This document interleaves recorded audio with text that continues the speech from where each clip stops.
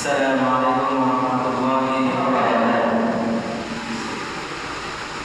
الحمد لله الذي جعل الشمس والقمر بحسبان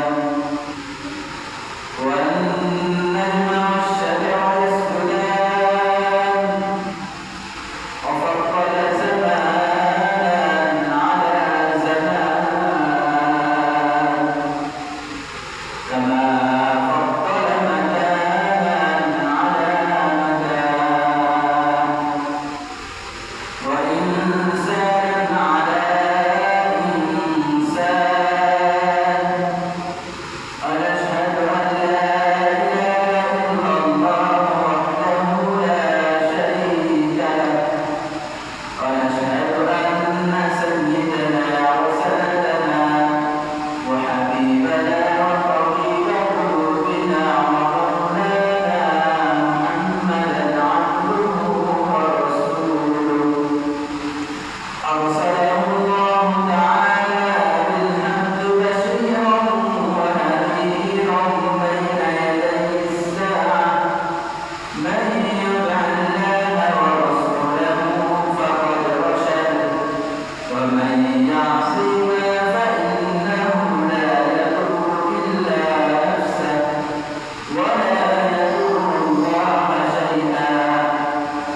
أما بعد فأعوذ بالله من الشيطان الرجيم. بسم الله الرحمن الرحيم. وما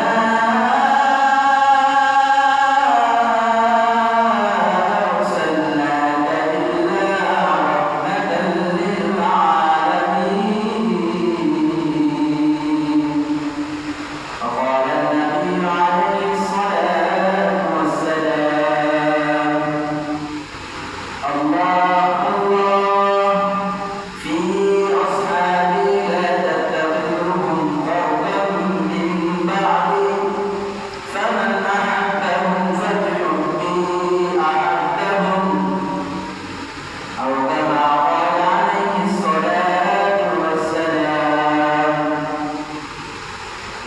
شكرا لكل اللهم صل على محمد وعلى آل محمد كما صليت على إبراهيم وعلى آل إبراهيم إنك حميد مجيد. اللهم بارك على محمد وعلى آل محمد كما باركت على إبراهيم وعلى آل إبراهيم إنك حميد مجيد. الحمد لله الأحباب الأسئلة وقود الشكر والصدر جمعا رب العالمين আমাদের আপনাদের আগে আগে আসার বসার তৌফিক দান করেছেন। সুস্থতার সাথে সমস্ত ফিতনা ফাসাদ বালা মুসিবত থেকে বিরত রেখে তাই আল্লাহ তাআলা দরবারে কালিমাতুশ শুকর আদায় করি আলহামদুলিল্লাহ। আলহামদুলিল্লাহ।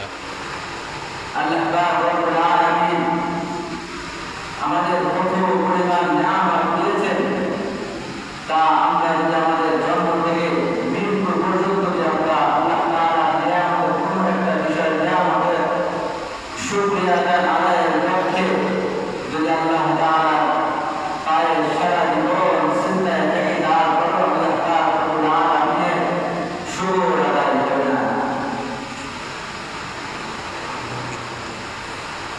আল্লাহ পাকের দরবারে আমাদের সদা সবসময় আমাদের আল্লাহ পাকের শুকর আদায় হয়ে যায়।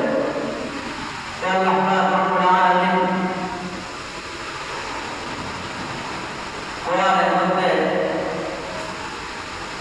কোরআনের মধ্যে অসংখ্য আয়াত অসংখ্য হাদিস দিয়েছেন। আল্লাহ পাক আমাদেরকে এই কোরআন হাদিস থেকে সমস্ত কিছু শিখতে বলেছেন এবং আল্লাহ পাক রব্বুল আলামিন কোরআনের মধ্যে এমন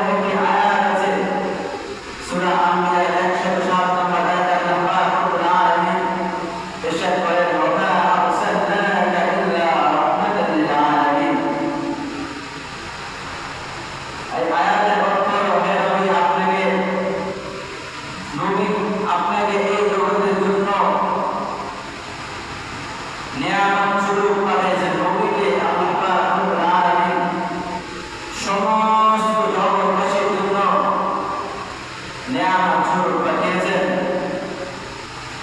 তাই আমরা এই বিষয়ে কিছু আলোকপাত করার চেষ্টা করব ইনশাআল্লাহ। আল্লাহ পাক রব্বুল আলামিন নবীকে পাঠিয়েছেন আমাদের সমস্ত সাহাবা নবী আলাইহিস সালাম যত নবী আছে, যত আলাদা লক্ষ লক্ষ সকল নবী থেকে আমাদের শেষ নবীকে সর্বোত্তম নবী বানিয়েছেন।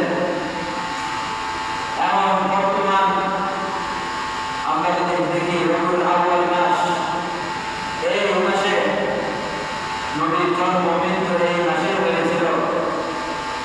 কিন্তু আমাদের সমাজে দেখবেন, দেখা যায় আমাদের সমাজে কিছু সংখ্যক ভাইয়েরা আছে, এই রবিউল আউয়াল মাস আসার পরে এই সময় নবীর জন্ম মৃত্যু এই নিয়ে তারা দিন তারিখ ঠিক করে রবিউল আউয়াল খুব জশ্নে জুলুস করে, এমনকি রবিউল আউয়াল আসলে ঘুমানোর কোনো কায়দা থাকে না। কিন্তু আমাদের নবী আলাইহিস সালাম আসছেন, নবী আলাইহিস সালাম